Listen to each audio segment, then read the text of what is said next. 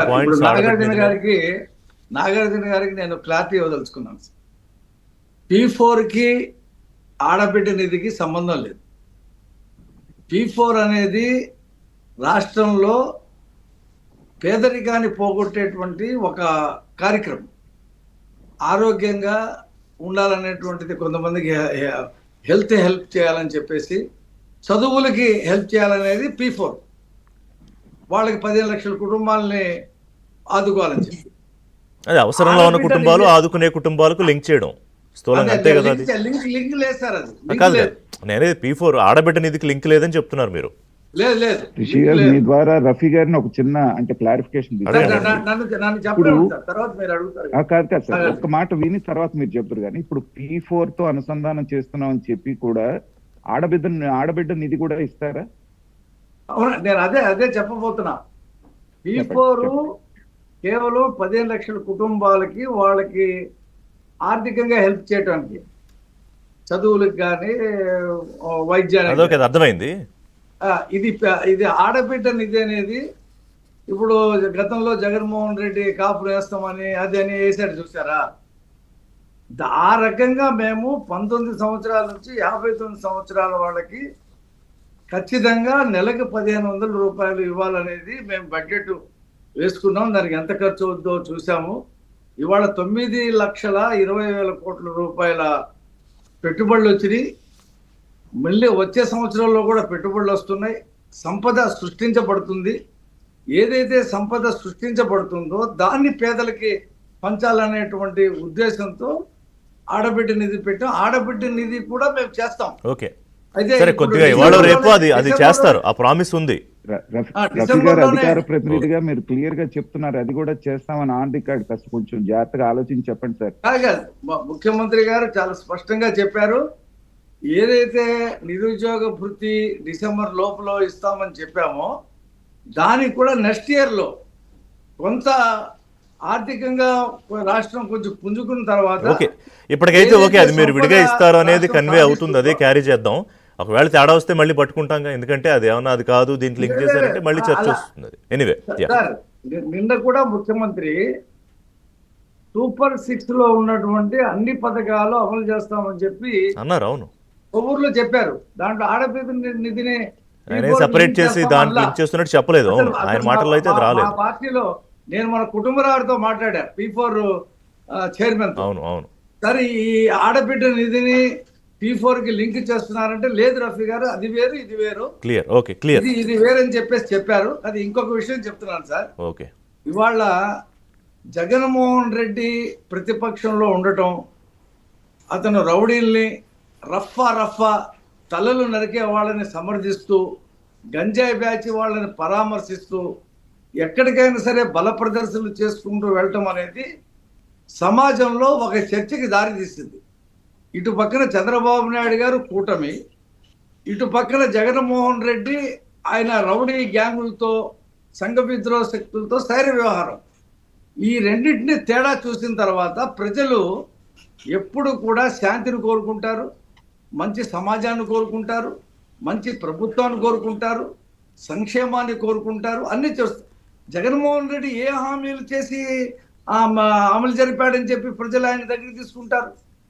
ఆయన ఏమైనా ఈ రాష్ట్రంలో పరిశ్రమలు తెచ్చాడా? నిరుద్యోగాన్ని పారదోలాడా?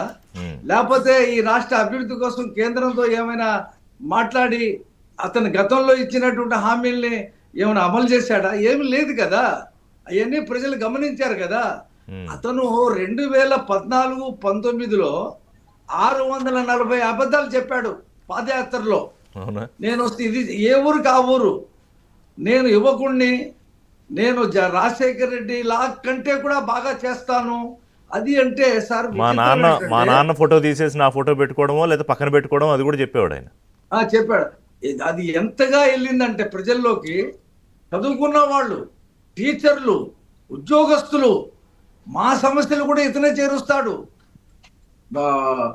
సిపిఎస్ రద్దు చేసేస్తాడని చెప్పి ఎంప్లాయీస్, టీచర్లు, మమ్మల్ని అందరినీ ఎక్కడికో తీసుకెళ్తాడని అలాగ బాగా చదువుకున్న వాళ్ళు, మేధావులు కూడా ఒక ఛాన్స్ ఇతనికి ఇవ్వాలి అనేటువంటి ట్రాప్ లో పడిపోయారు. అంటే ఒకటి లేండి రఫీ గారు, మీరు ఒప్పుకోవాల్సింది ఏంటంటే మీ పొరపాట్లు కూడా ఉన్నాయి. అప్పుడు ఏంటంటే మీరు రాష్ట్రం అభివృద్ధి ఆ ఇదిలో పడి చంద్రబాబు నాయుడు ఒప్పుకున్నారు, ఈ పొలిటికల్ యాంగిల్ వదిలిపెట్టేశారు కంప్లీట్గా. అదే జగన్మోహన్ రెడ్డి చేసే ప్రచారాన్ని తిప్పుకోవడంలో కూడా కొంత వైఫల్యం ఉంది ఆ 5 ఏళ్లలో.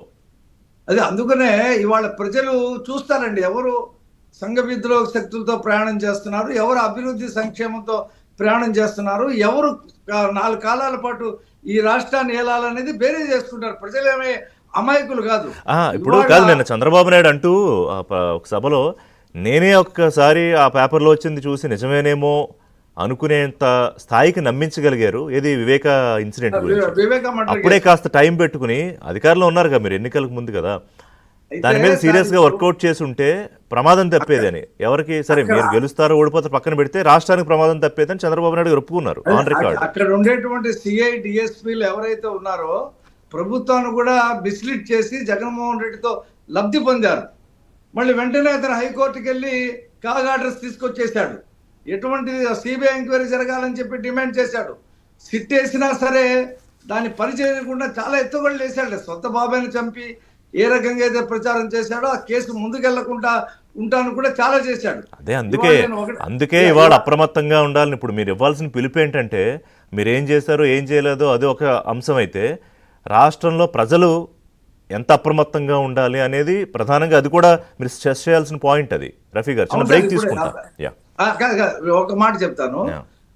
ఇవాళ మేము 1 సంవత్సరం కాలంలోనే ప్రతి ఇంటికి వెళ్ళి మేము చేసినవి, చేయబోతున్నవి, గతంలో అతను చేయని ఇవి అని చెప్పి చెప్తున్నాం. అంటే 5 సంవత్సరాలు కొనసాగిస్తాం ఈ ప్రచారం. ఈ 1 సంవత్సరంతో కాదు. అదొకే నేను అనేది అరాచకాలు. యువకులు గనులుగా మారండి, మీరు కత్తులు పట్టుకుని తిరగండి, రప్పా రప్పా నరకండి, ప్రజాస్వామ్యం అంటే సినిమా డైలాగులే ప్రజాస్వామ్యం, జైలు యాత్రలు చేస్తా, పాదయాత్రలు చేస్తా, గంజాయి బ్యాచ్కి సపోర్ట్ చేస్తా, బెట్టింగ్లో డబ్బులు పోయినాడు విగ్రహాలు పెడతా, కార్ల కింద పడేసి చంపించేస్తా, పక్కకి ఈడ్ చేస్తా, ఇవన్నీ కూడా చెప్పాలంటున్నా. అందుకనే సార్ 4-5 పిలుపులు ఇచ్చాడు, ఎక్కడా స్పందన లేదు అతనికి. కాబట్టి అతనే నేను మళ్ళీ పాదయాత్ర చేస్తానంటున్నాడు. చేయి పాదయాత్ర, నీలాగా అడ్డంకులు సృష్టించాం. నువ్వు ఏ అబద్ధాలు చెప్పుకుంటా, నీకు అసలు చెప్పడానికి అవకాశం ఇవ్వం. ఎందుకు ఆల్రెడీ మొదలు పెట్టారుగా, రేపు నెల్లూరు వెళ్ళడానికి ఏదో హెలికాప్టర్కి సరిగ్గా ప్లేస్ లేదు, ఆల్రెడీ మొదలు పెట్టారు, మీరు అక్కడ వెళ్ళనివ్వట్లేదు, ఆపుతున్నారని. మీరేం అనుకోవాలి. ఇప్పుడు షర్మిల గారు ఏమన్నారు, అసలు జగన్ ఎందుకు బయటకు రానిస్తున్నారు మీరు ఆలోచించుకోరా అని షర్మిల అడుగుతున్నారు మిమ్మల్ని తిరుపతిరావు గారిని, జనసేన పార్టీ నాయకుల్ని, కూటమి ప్రభుత్వాన్ని. అంటే ఎందుకు అడిగిందంటే ఆమె వెళ్ళిన చోటల్లా అతను విధ్వంసం సృష్టిస్తున్నాడు కాబట్టి ప్రజలకి నష్టం జరుగుతుంది, జనం చచ్చిపోతున్నారు అని చెప్పి అడిగింది. మాట్లాడదాం, బ్రేక్ తీసుకుందాం.